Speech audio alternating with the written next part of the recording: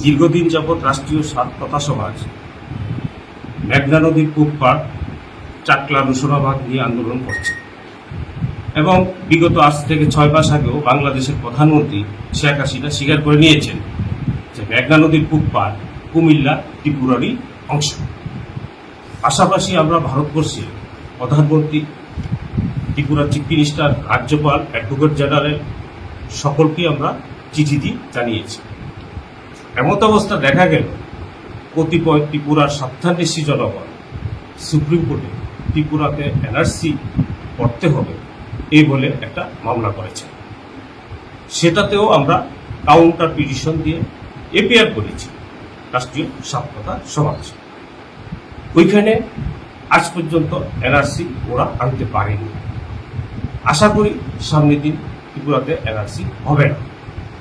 আর আজ পাহাড় কেন্দ্রিক এবং সমতল কেন্দ্রিক এই বিভেদ সৃষ্টিকারী যারা ঘটনা ঘটাচ্ছেন তাদের এই জিনিসটা আমরা 2023 সালে বিধানসভা নির্বাচনে আমরা রাজনৈতিকভাবে ময়দানে নেমে এটার মোকাবেলা করব।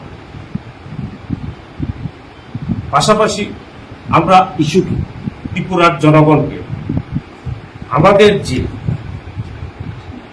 তথ্য, গভর্নমেন্ট স্বীকৃত যে তথ্য, এই তথ্যগুলি মানুষের দরবারে আমরা নিয়ে যাব। আমরা জানি গল্পকারের কথাকে মানুষ বিশ্বাস করবে না, তথ্যই সব কথা। কারণ আমরা তথ্য ছাড়া কখনো আমরা প্রেস কনফারেন্সের মাধ্যম দিয়ে বন্ধুগণকে আপনাদেরকে আমরা কখনো কল করি, কারণ আমরা তথ্য নিয়ে চলার চেষ্টা করি এবং তথ্য নিয়েই আমরা আস্তে আস্তে মানুষের দরবারে যাওয়ার চেষ্টা করছি।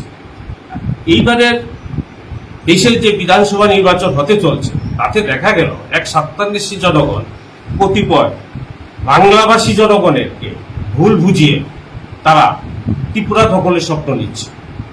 আমরা সে স্বপ্ন পূরণ করতে দেব না, কারণ বাংলাভাষী জনগণ সবসময় সব কিছু বুঝে এবং ওদেরকে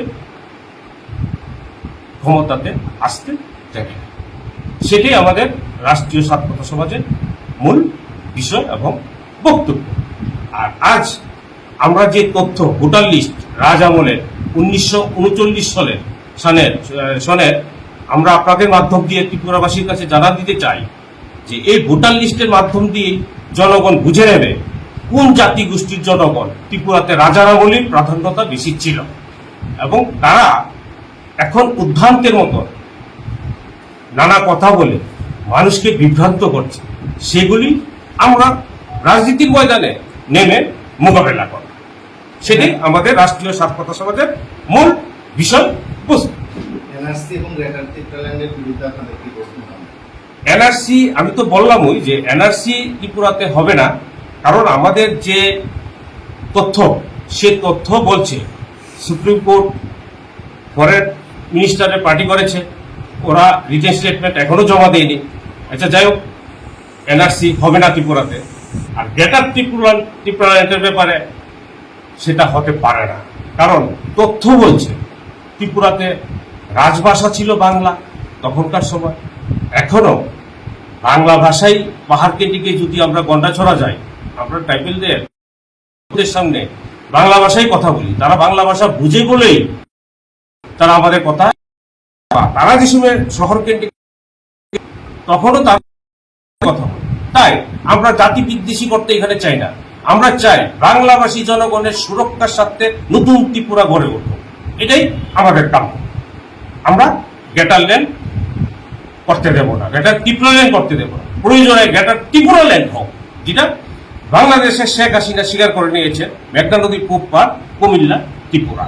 তাহলে সবাই ঐক্যবদ্ধভাবে আমরা চাকলা রুশনাবাদটারে এগিয়ে নেওয়ার জন্য আন্দোলন করে উদ্ধার যাতে আমরা করতে পারি, আমরা জনগণের দরবারে আমরা যাব।